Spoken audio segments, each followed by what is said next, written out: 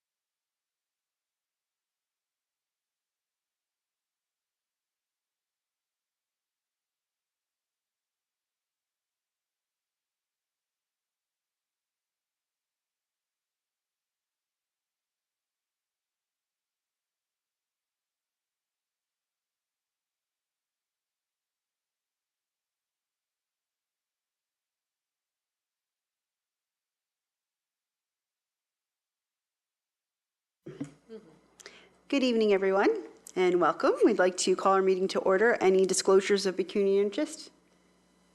There being none. If I can get an adoption of our minutes from the meeting held March 20th, 2023, and that was the public meeting. So moved. Moved. Support. All in favor? And that is carried. So item number 1 this evening is our introduction of our police constables, and I'm going to hand that over to Tanya, our chief. You go first. Okay. Tanya's going to give an introduction. So I'll just read their biography first, and then I'll invite the chief up to introduce them.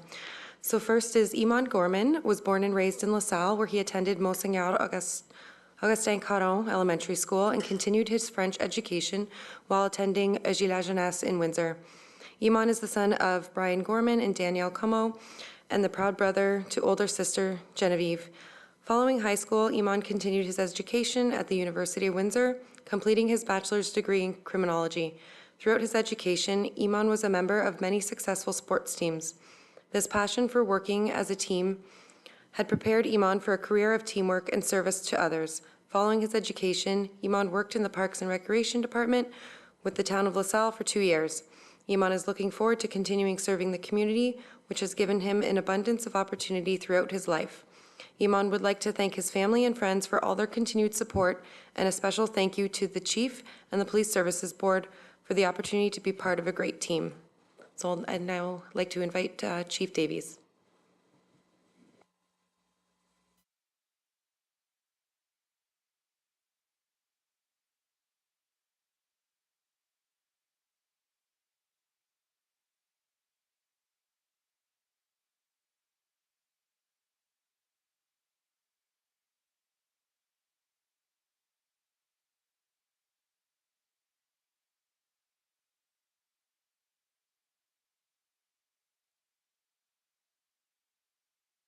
Thank you.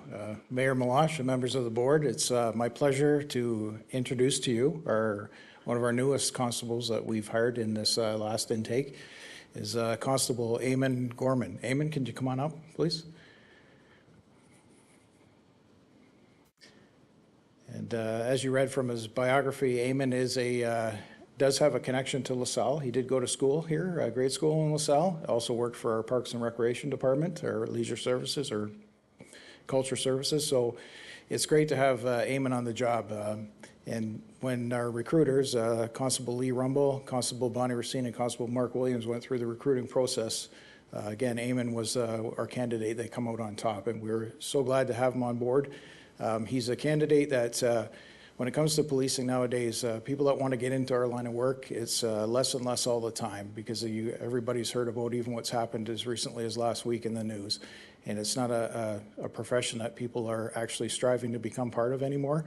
But we recognize here in LaSalle that we respect our police officers, we have respect for our community, and obviously by the people that are here today, here to support you and want to see you do well. So Eamon, congratulations and welcome to the LaSalle Police Service. And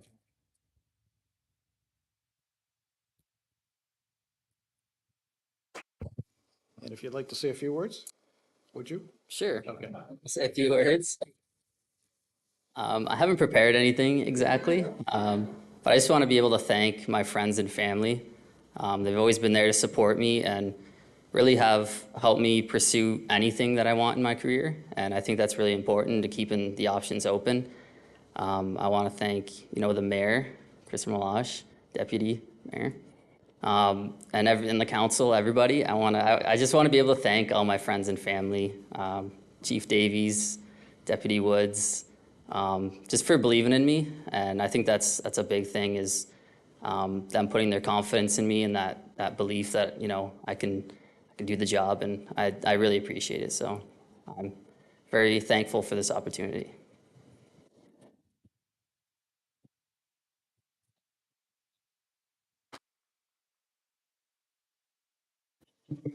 Okay, I'll now introduce Constable Jack Bartlett. He was born and raised in LaSalle, where he attended Sacred Heart Elementary School and Villanova High School. Jack is the son of Greg and Mary Bartlett and proud brother to his twin brother and sister Maxwell and Alexis. Throughout high school, Jack worked at the LaSalle McDonald's on Ojibwe, progressing to shift manager. Following high school, Jack started a position at your neighborhood credit union as an assistant branch manager, alongside working on his business diploma online with St. Clair College over the past 3 years. With his passion for policing being top of mind, Jack worked hard to accomplish his goal on becoming a police officer. Jack loves being a part of his community and has always had a passion to be a leader within his community. Jack is currently a resident of LaSalle and looking forward to serving and protecting the members within the community as a proud member of the LaSalle Police Service. Jack would like to thank his family for the support, and a special thank you to the Chief and the Police Services Board for the opportunity to be part of their incredible team. So I'll invite Chief Davies. Thank you, Mayor Malash and members of the board. I'd like to introduce to you our newest constable, Constable Jack Bartlett. Jack, if you can come forward, please.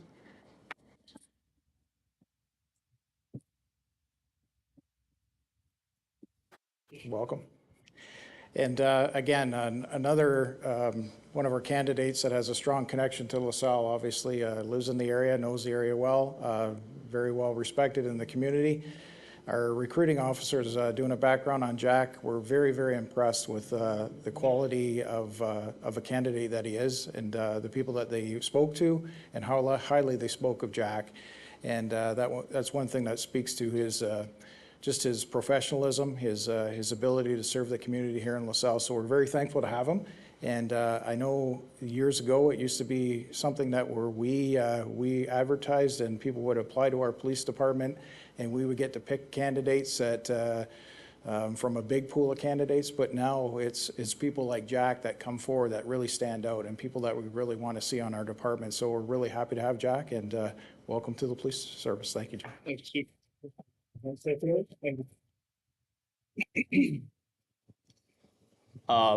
First, can't stop smiling. It's a really happy moment for me. Just to say that I'm part of the LaSalle Police Service humbles me. It's been a dream, and putting on this uniform every day couldn't be more proud of our community. I also want to thank the board, our chief, deputy chief, staff sergeants, all my coworkers as well, for the opportunity and believing in me. I want to thank my family and my friends, especially my mom and dad. They supported me and gave me all the tools to become what I am today, and couldn't have done it without you guys. Again, thank you for the opportunity, and I look forward to being part of the community and serving the community. Thank you.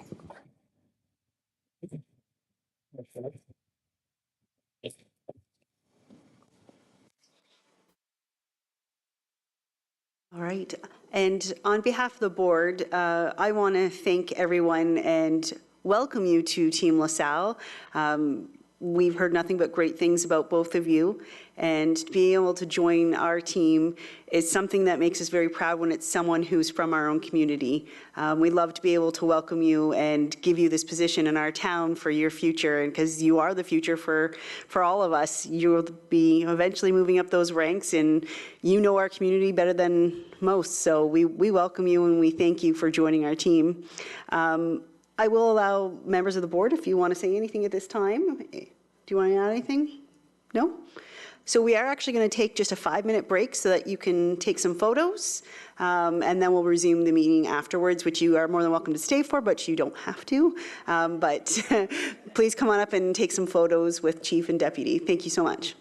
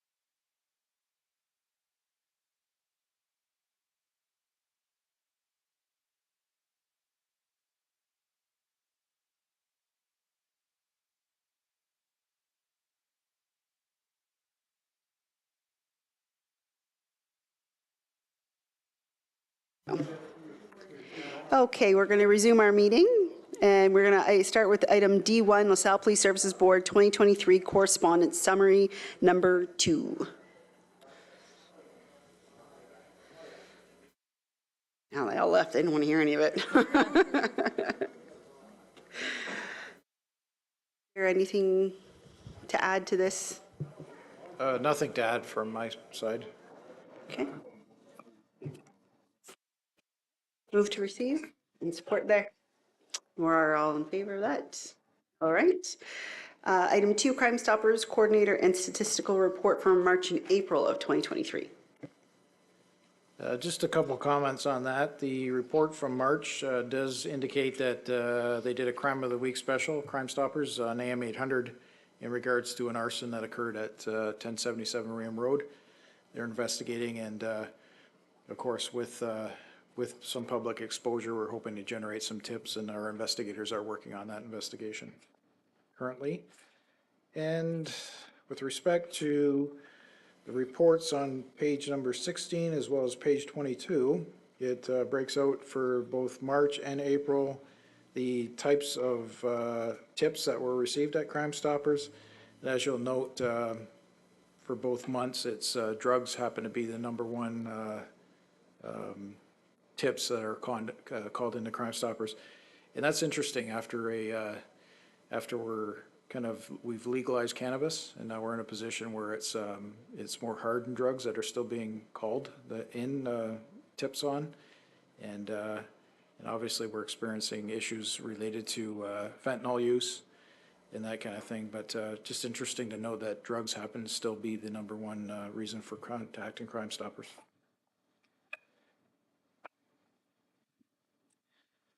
As well, on page number 19, Crime Stoppers, their upcoming calendar, it does indicate that for the week of May, a few days, May 17th to the 20th, Crime Stoppers is partnering with us for our Police Week, and they will have a presence at the event center, I believe, as well as theirs for the coming days. So Wednesday, Thursday at the event center, and then this coming Friday, Saturday at theirs.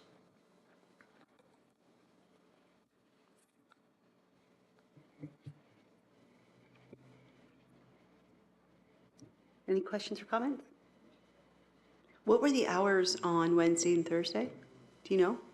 I believe it starts at 4 p.m. I'd have to check exactly, but I believe it's 4 p.m. Okay. Okay. Can I have a motion to receive? So move, or second? All in favor? And that carries as well. LaSalle Police Service monthly stats, February and March of 2022-2023. And on these reports for both February and March, we do have the figures to compare with our February and March of the previous year. And what we're starting to see in the trends showing our calls for service are increasing. And as I mentioned in a previous board meeting, we are starting to see that trend that's heading back to pre-pandemic numbers. And our traffic enforcement is also trending up, and that's as a result of some additional resources that we put into our traffic enforcement area. And it's not lost that we are seeing some public complaints that are being, I guess, through social media, that people are commenting on traffic in town, and just to let the public know that it's not lost on us, and we do pay attention to those comments that are there, and we are responding to what we need to as well to make sure that our residents are safe and they can travel the roadways without any trouble.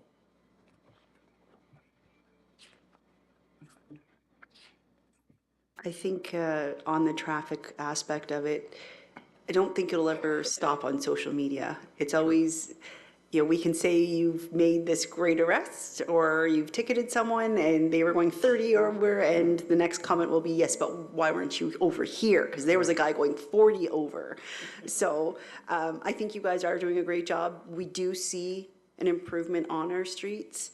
And I do think your social media campaign really helps with that, because people are sharing those messages. And recently I've heard from people outside of our community that they no longer want to travel Front Road because they know they'll get caught there. I said, well, just don't speed anywhere. But I mean, it's good to know they know we're out there now. So I think that's the important part of this.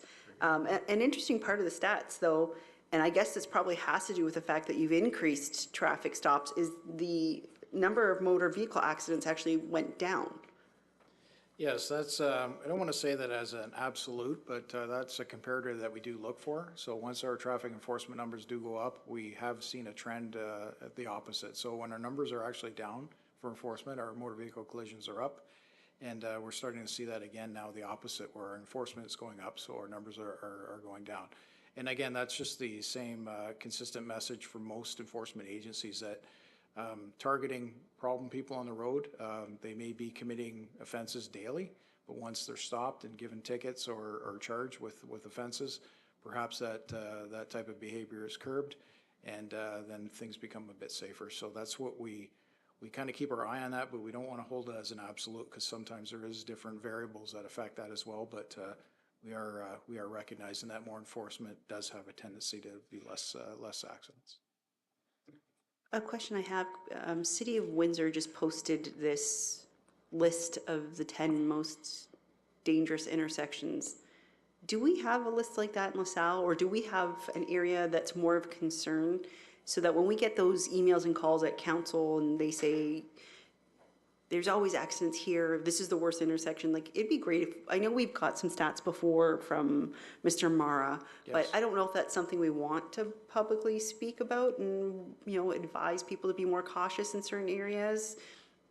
Our every motor vehicle accident report that we complete, the data is forwarded on to a system called CROMS, C-R-O-M-S, collision reporting. I can't remember what the whole acronym stands for, but that information captures everything. So it's time of day, location, whether or not there's a traffic signal, was a signal functioning properly, what was the actions of the driver.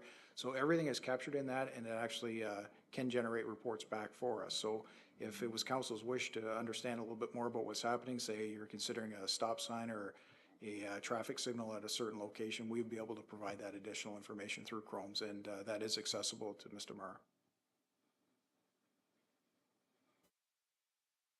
I did notice we're changing an intersection in the town, Yes. Michigan, Michigan at Maple. Maple, that's it. Do you get involved in that process when we make those types of changes, or is there any information sharing from you, or does it just come from the town when we make those big changes? That information was shared with us, that change was being made. We had no input directly into what was actually occurring there. However, that doesn't mean that our data wasn't provided through CROMS. So there might have been some background work that was done. I can't speak to that because I don't know. But I would assume that perhaps if decisions like that were being made, that they would have took a look at the data that was there, and CROMS does provide that data and show what kind of accidents we've had. We do have enforcement numbers that we probably could have provided if there were some additional questions even asked of us. How many people speed in that area? Have we ever had any, issues with that particular corner, parking, obstructions, those kinds of things we could have addressed. But I don't understand that. I don't believe we were asked. I don't recall being asked at all for that. Okay, that might be something to look into further. Just, I'm surprised they didn't consult you on that, because it's not necessarily a busy intersection, but making a change where you're removing stop signs and putting them in a different direction. I mean, we're all creatures of habit, and Right. that's a hard thing to break when you're used to, not stopping every morning, and suddenly now you have a stop sign. So maybe something as council we can look into a little bit more, that maybe you're part of those decisions. Sure. Okay, so if there's nothing else with D3, I can get a motion to receive. Moved and support. All in favor? That carries as well. D4, LaSalle Police Services 2022 fourth quarter financial report and 2023 first quarter financial report.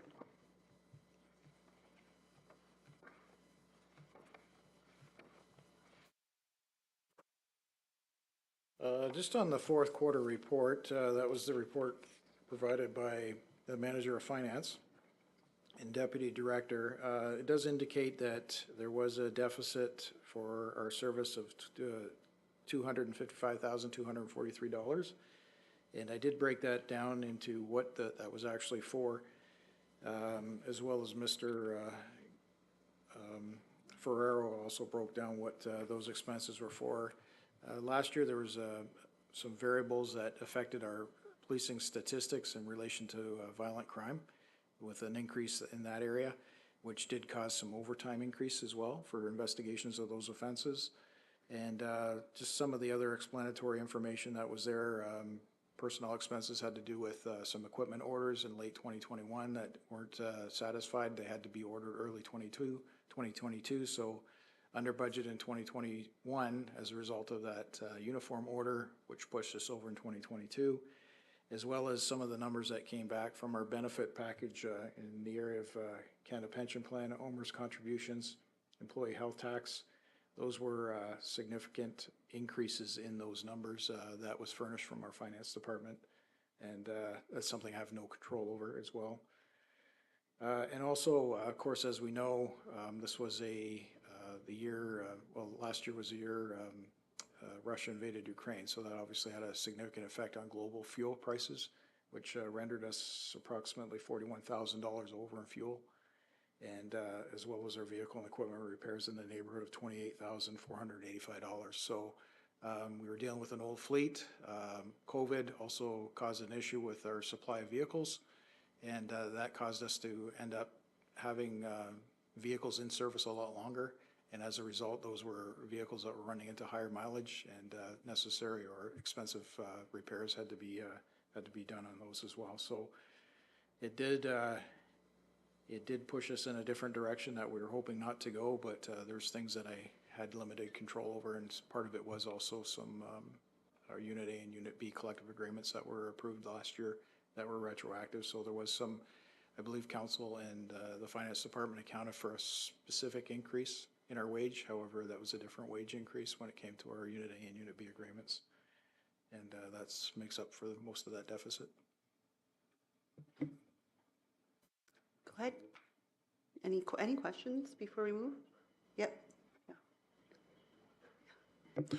Through you, Madam Chair, to the Chief. So, Chief, I've read the numbers. I understand them. Do you have any concerns about the fiscal health of the LaSalle Police Service that you need to bring to the board, sir?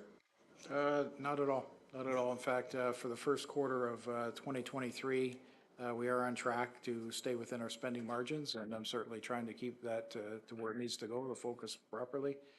There will be some things that we were looking at, some upgrades to. Again, we spoke about some communication things, and that may have an effect on where we are for going into our 2024 budget. At this particular juncture, I don't have any hard and fast numbers, but we are on track where we need to be. Thank you, Madam Chair. Any other questions or comments? Okay, so we had a mover and support. And all in favor? And that carries. LaSalle Police Service financial statements 2022 of December, capital 2022, March 2023, capital 2023.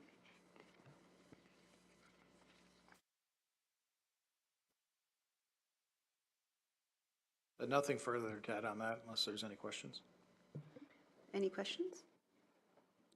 There being none, if we can get a motion to receive item 5. Motion, Allen. Support? Deputy Mayor, all in favor? And that carries. And the final item is LaSalle Police Services Board financial statements for March and April of 2023. Nothing to add on this end. Do you have any questions or comments? There being none, if we can get a motion to receive that one as well. Support, all in favor? And that carries. Any questions or statements by board members? Nope. Our next scheduled meeting is for June 19th, 2023, with the 4:30 committee meeting and a 5 o'clock public. And with that, we will adjourn this meeting and move back in to our closed session. Okay, so we've adjourned.